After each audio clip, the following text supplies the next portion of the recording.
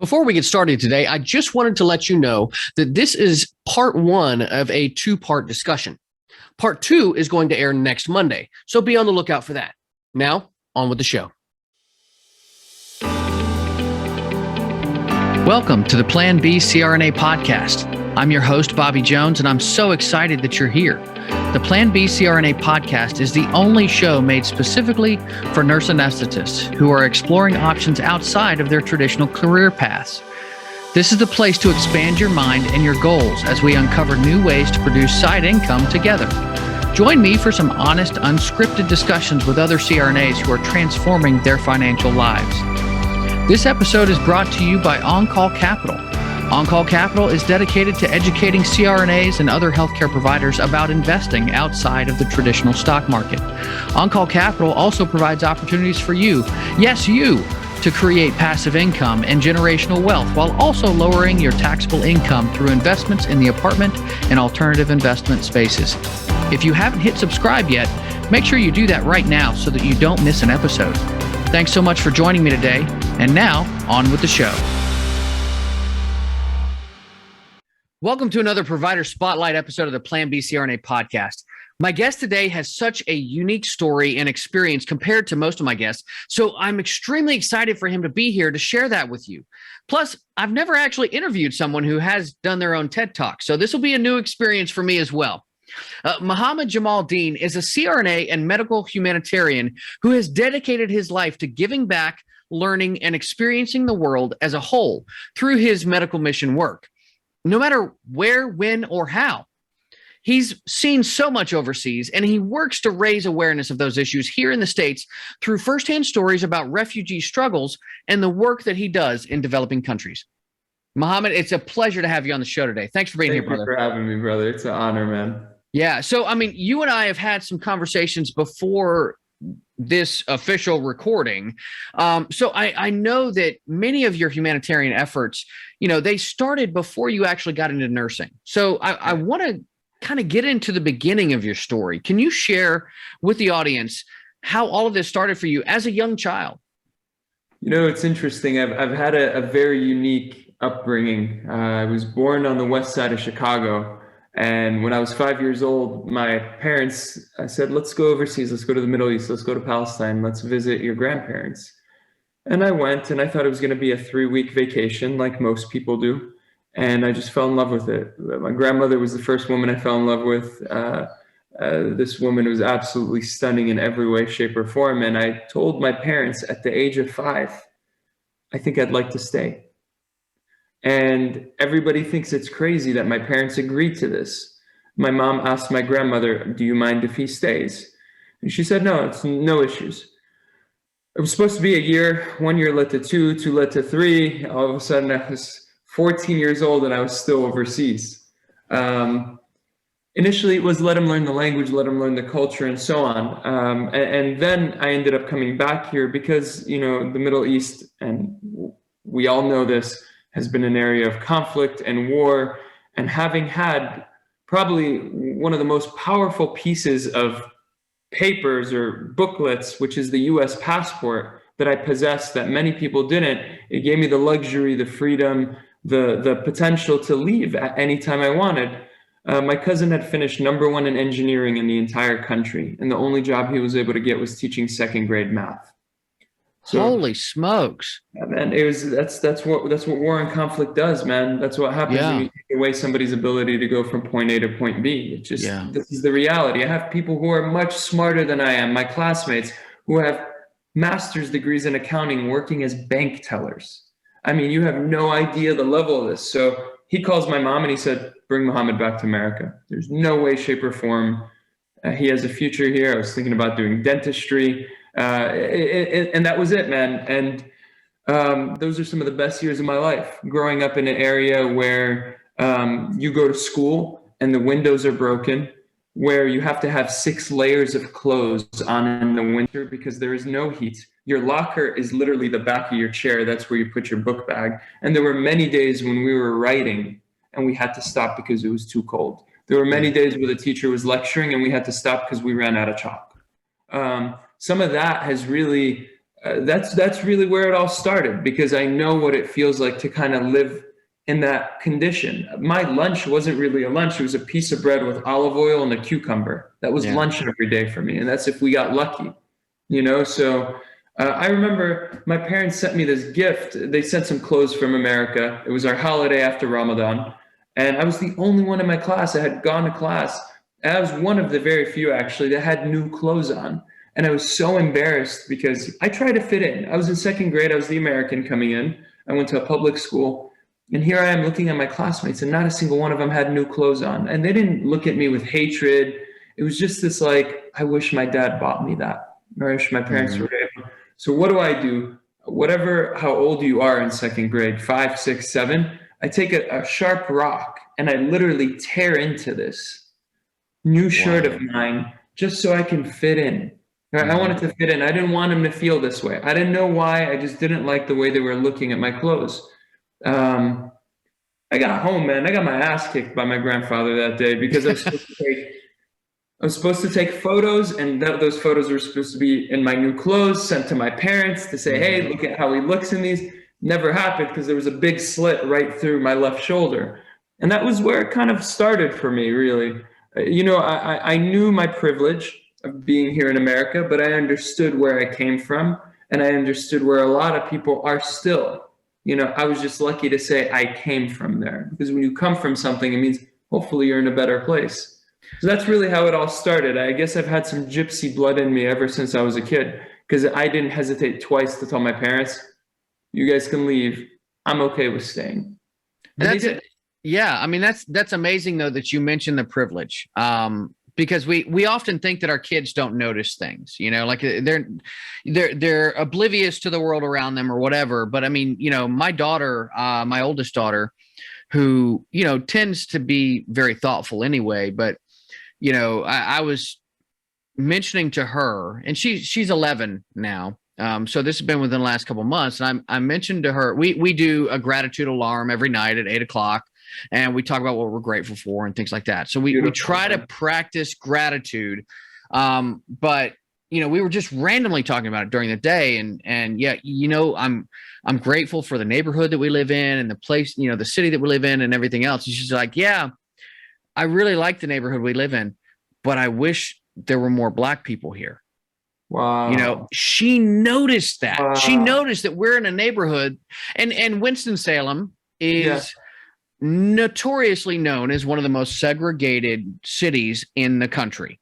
So is Chicago. Martin Luther King dubbed Chicago the most segregated city he's ever stepped foot in. Yeah. So it's amazing. But we have a new generation that's coming up, and they're seeing these disparities. They're seeing these things that don't jive with what they're being taught in school. You know, you're taught to value everyone equally, and you're taught to have compassion and caring for people, and yet that's not what the world shows you when you turn 18 and become an adult. Right. So, you know, I know that most of the people that are listening, they can't even begin to fathom the type of upbringing and lifestyle that you had to begin. But, you know, looking at silver lining, you know, obviously you've taken a lot away from those experiences.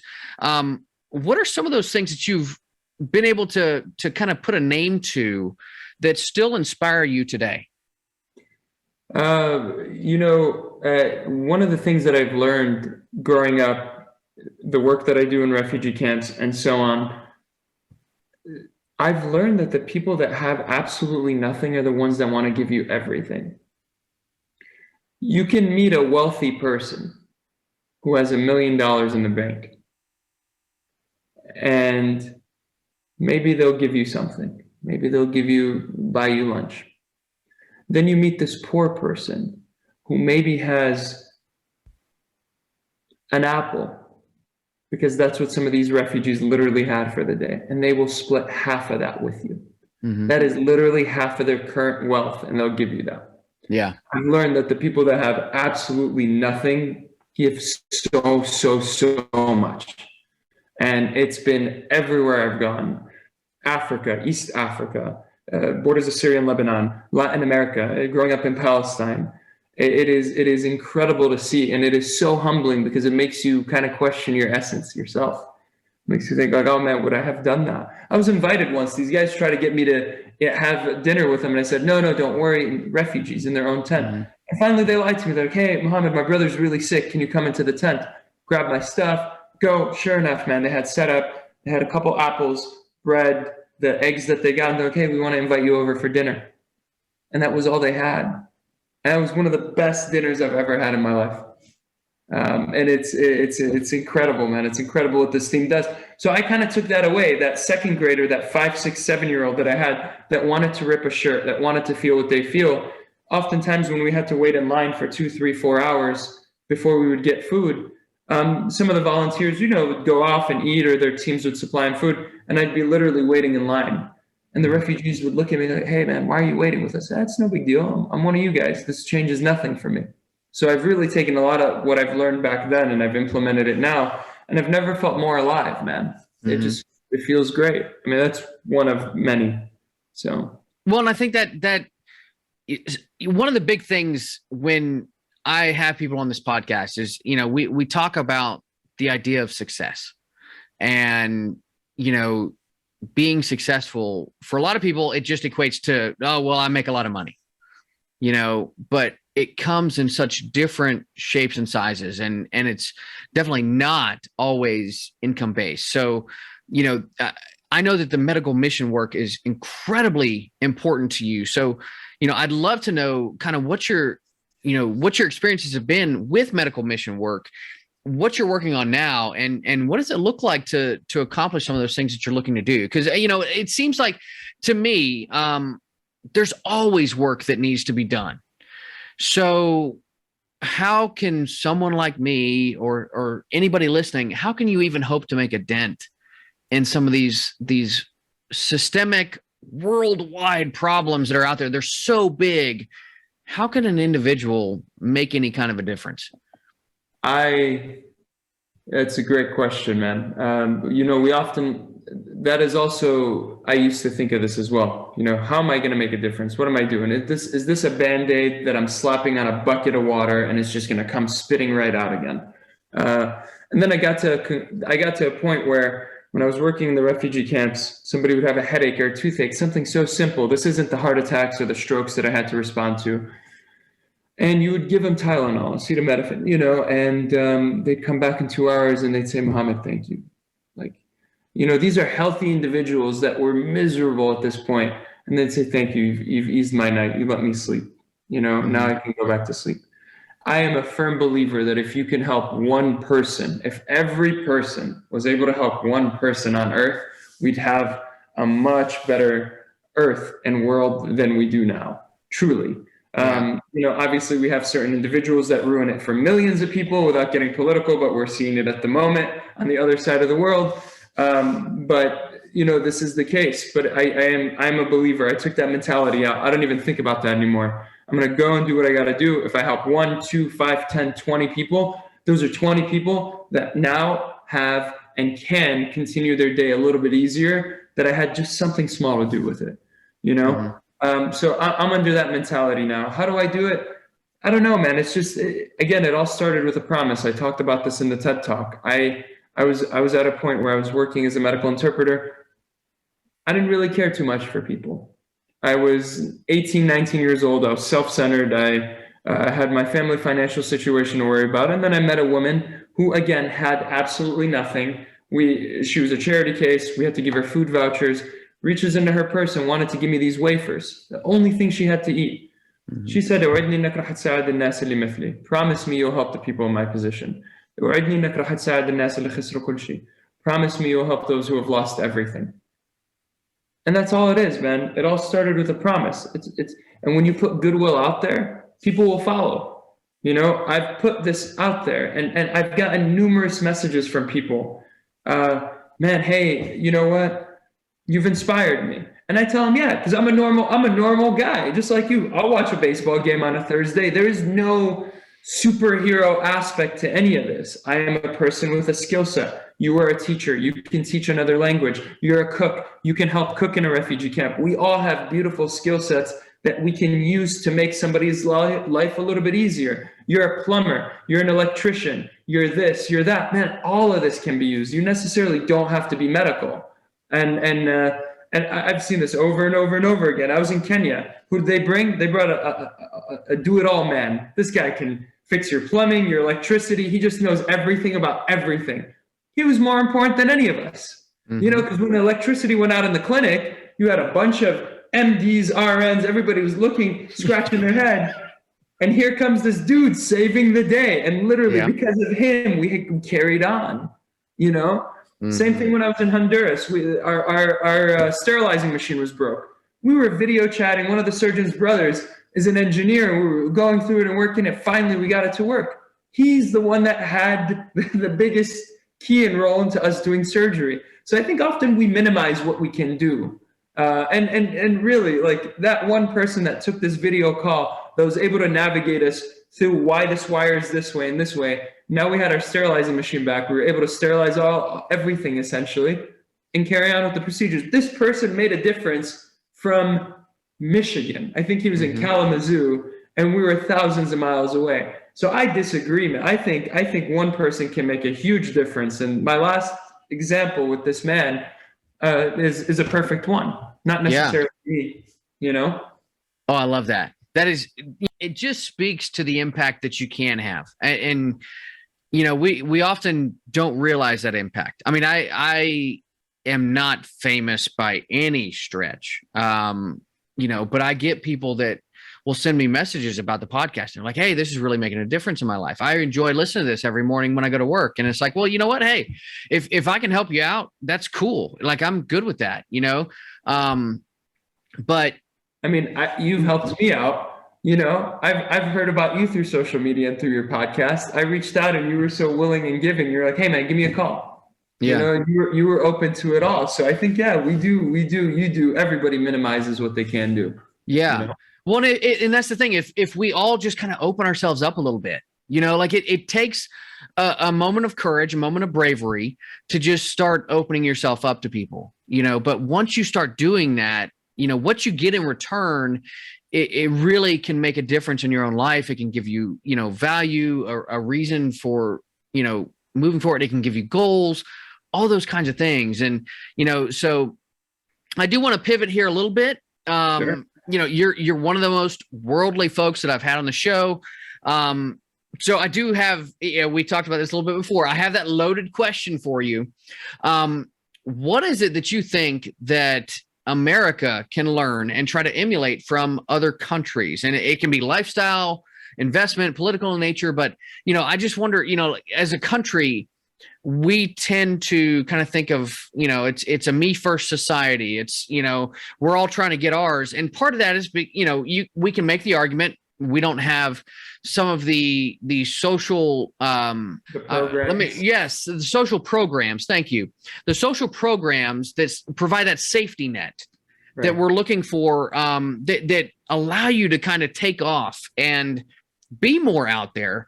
But what are we missing? What do you think we could do better as a country and as individuals within this country to make a difference? You know, I used to go on these trips and I used to come back so jaded because I would be on one end a week prior, I'm waiting in line with these people getting served a cold hard-boiled egg that's been sitting there for 6 hours with a bottle of water and an apple that's half rotten. And then 2 weeks later, I'd be waiting at a coffee shop and the woman or the man in front of me blow up the barista because she accidentally put 2% instead of skim milk. Mm-hmm. And I have to tell myself, breathe, man, breathe, don't go off. Because I used to all the time. I used to be so angry at my friends. Why aren't you seeing this? How do you not know about this? Why don't you? But then I realized something, and you know, here in America, despite us, yes, we are in a first world country. We're in a developed country. A lot of Americans are still living check to check. Mm-hmm. A lot of Americans are still struggling to get by. And if anything COVID did it truly highlighted that. And it's really hard. Before, when I used to be so angry, why aren't you worried about the world? Why don't you know about the world? Not knowing that people are barely getting by here. Yeah. So that kind of changed my perspective a little bit on like why that. But my thing is just truly keeping an open mind. I think we'd like to think we're more open-minded than what we are. Sure. I mean, I had somebody last week in Ohio tell me, I went to Honduras. She went diving in Honduras, okay? So she went to dive in Honduras, which is a very privileged thing to do, to travel. And I'm not taking anything away. And her son is 6'5", right? 6'5" tall white guy. And she's like, I'm never going back there again. And I said, oh, that's a very strong thing for you to say. Why so? She's like, well, the way they were looking at my son, he stuck out like a sore thumb, and we saw a motorcycle come by. We thought it was a drug deal, and they were all looking at him. And I just didn't feel safe. And I said, did you not feel safe because you were American? What is it about this one interaction that can have you literally label a whole country or a people?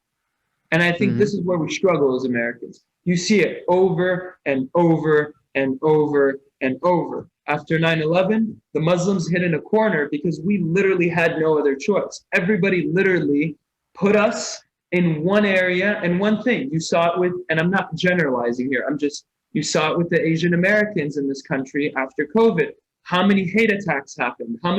We have a tendency in this country to generalize based off of one thing. And it's really bad. So I said to her, so were you hesitant about your son who's 6'5"? Let me show you the surgeon that I work with that's been coming down to Honduras for 20 years. He's 6'10". And he's been, I'm like, so he's a tall white guy too, who's been coming here for 20 years, multiple times. And so like, I understand that you're trying to correlate your son sticks out like a sore thumb. Maybe it's dangerous for him, but here's another situation. And this is, I think, where we fall a little flat. We think we're a little bit more open than what we like to be. And I think that hurts us to a sense. I think that we lack exposure. In order to change a mind, in order to get somebody to do something, you need two things. You need exposure and you need consistency. When we do have exposure, it's very limited to some extent. Okay, I work with a Jewish doctor. We just work with each other where it's very professional, but I know nothing else about it. I work with this Muslim guy named Mohammed. Oh, he can't eat from sunrise to sunset. What's that for? Ramadan? Okay, so you have a little bit of exposure here or there. Consistency changes people. And I think in the States, sometimes we limit ourselves from that consistency. We box ourselves in. As you said, you live in Winston-Salem, it's very segregated. There are certain people that choose to move to certain areas because other people of other ethnicities aren't in that area. Let's just be real, And and sometimes housing, and you want to talk about this, and I know this is your field of expertise, housing markets and values will go down if a certain ethnicity moves into the neighborhood. For sure. So we'd like to think we're this open-minded, great, and somebody can be protesting one thing and people will view it as you're protesting a whole nation, right? Like, as we discussed this. So I think just truly keeping an open mind. And the wrong way I used to reference this is you need to travel and you need to just grab your passport and go. Some people don't have the fortune to do that. Sure.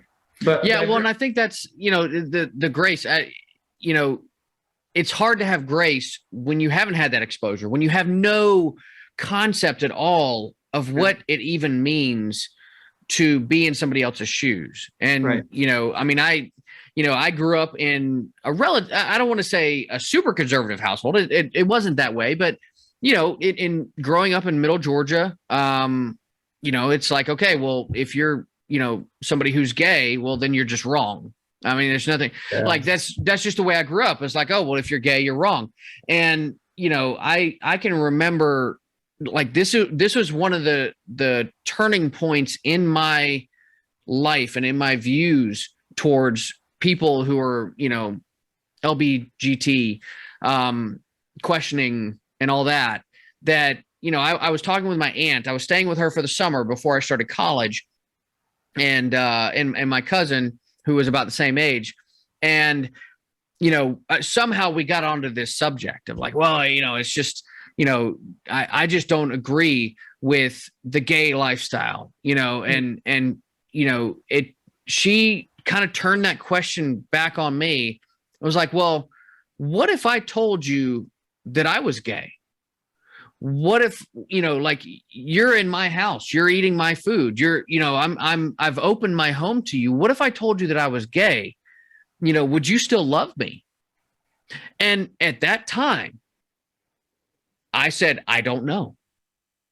Because I truly didn't. I had never had any concept of thinking that way. And I mean, I was 18 years old, a young kid, cocksure and all that. But it's something that without that exposure, without having somebody else come from outside of your bubble to question your beliefs, it can be very easy to stay in that comfortable bubble. Yeah. So I agree with you there. Exposure is a huge, huge problem that we have in our country. And a large part of that is because people don't have the ability to do that. My mom has never been out of the United States. Yeah. My dad, the only reason he ever went out of the United States was because he was in the military. He never would have been able to afford to go out of the country, right. And his exposure even there was limited because he's on an Air Force base. Right. Right.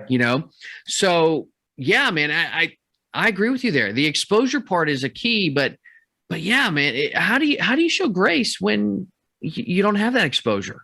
Back then I used to think, ignorance is bliss, but now I think ignorance is a choice. I mean, we literally can watch neurosurgery on YouTube. Yeah. We can choose to learn. It's really out there. The world is truly at our fingertips. Mm-hmm. And that's when things started to change for me a little bit because, I purposely tell people, like, don't call me Mo, call me Mohammed. I mm-hmm. don't want to be called Mo because after 9/11, CPAs lost clients, bankers lost clients, doctors lost patients because their name was Mohammed or Salim or, some name like that. And so the Mohammeds were like, no, call me Mo. And they were changing their cards. And I disagree with that. That limits exposure. It kind of takes away who you are to some extent. And again, man, I think we still have a lot of work to do as a nation. I can't speak on the whole nation, but there's still so much controversy and talk that doesn't really need to be there. We have bigger problems. We have a mental health crisis. We have veterans on the streets. We have, our education system needs to be better. Our healthcare system needs to be better. Why are we still talking about this divide of color, race, or religion? That doesn't even need to exist anymore this day and age, but it still is. That's got to go. You have to kind of suspend all that for a moment, Yeah. Morgan Spurlock did a great job on his 30 for 30. He's the guy that did Super Size Me, the documentary. Yeah. So he did this 30 for 30 where he brought somebody that was polar opposite. And he was like, so he brought this guy from the South. He's like, you're going to go and live with a Muslim family in Michigan. And man, my God, day one, hesitancy, questioning, mm-hmm. bickering. Why? Then they had to fast for Ramadan. But by day 10, it started to loosen up. You should really watch that episode. It's good. Day 30, when he went home, this man literally, the final scene was him putting a Quran on his bookshelf. No way. Yeah. Okay, send me the link to that because I'm going to put it in the show notes for everybody to watch. Yeah. I hope it's still online, but it's, Morgan Spurlock 30 for 30. And it's multiple episodes. I mean, he literally brought, man, dare to get controversial. He brought a Minuteman or somebody that that watches the borders. And he had him, of course, they had to sign documents and everything, live with a family that was technically illegal. Imagine that. We're talking about the opposite ends of the spectrum. Yeah. And lived with them, got to see them. He was there when one of the kids was rejected. He was like a potential Harvard grad, but he didn't have money or he was rejected because of his citizenship. And he's literally looking at this kid crying. That's when humanity hit, right? I go back and I say exposure. And Morgan just did a really good job. He's like, you know what? I'm going to put it in your face. Yeah. So I love that. It's sad that series went away. We can use some of that right now, but it was a very good series, man. Well, and it's kind of similar to the crisis in Ukraine right now. And again, not trying to get political, but there's a ton of refugees, millions of refugees coming over, and everybody, puts the Ukraine flag on their Facebook page and, all that stuff. And, we're really helping and, we support you, Ukraine, but yet the refugees coming from South America and Central America, we could give two shits about. We could give two shits about. Oh, don't you come over our borders? don't come over our lines here that we have, we got to make sure you stay on your side. And that's Mexico's problem. That's not our problem. You know what? It's a human problem. These are all human problems. And, we all have a responsibility for some of these things. We can, and all that means is like, just show some compassion, just show a little bit of compassion. It can take you so far. Man, I was in a gray area there because I was working water rescue on the coasts of Turkey and Greece. And, it's crazy because on one end, you pick up a boat of refugees and they're trying to speak to you. And they're trying to tell you something in Farsi. I speak Arabic. And you don't know what it is. By the time you get to shore, you get a translator. And the first words you hear are, "The sea swallowed our daughter before you guys came to pick us up." And it's like, this is the reality, right? This is the absolute reality. And then you go back and you phone the Greek and the Turkish and the Portuguese and the Italian and the UK and the NATO ship coast guards, and you go out with your own boat, our crew, Mokara, and we don't find this girl, right? And then now here's a 7-year-old that's washed ashore.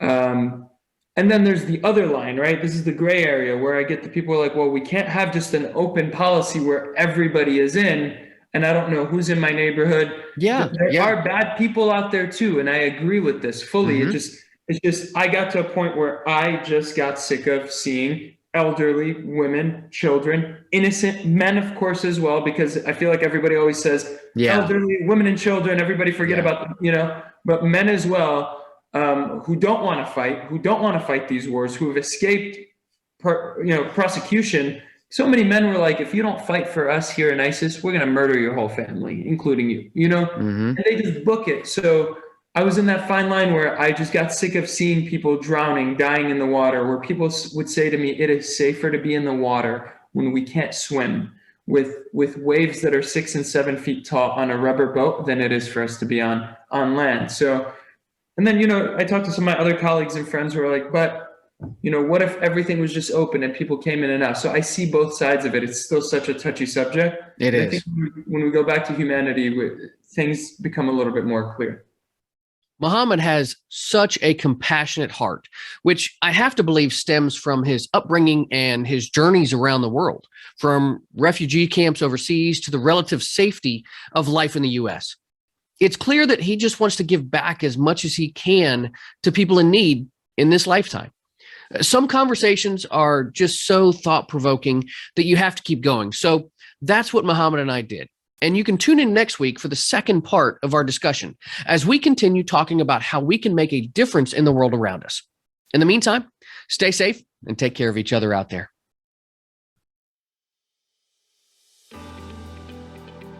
Thank you so much for joining me for another episode of the Plan B CRNA podcast. If you haven't already subscribed and reviewed the show, I'd be honored if you took the extra time. It really helps to expand our reach and get the word out about the show. If you're a CRNA who is interested in sharing your story on our podcast, I'd love to have you. Please email me at bobby@oncallinvestments.com for more information. This episode was brought to you by On Call Capital. They are dedicated to helping providers like you develop passive income and generational wealth through investments in the apartment and alternative investment spaces. Feel free to check out their website at www.oncallinvestments.com and subscribe to their free educational email series. You can find On Call Capital on Facebook, Instagram, and Twitter. You can also check out our YouTube page, where you'll find all of the show episodes along with other educational videos. Thanks for listening, and we'll see you on the next episode.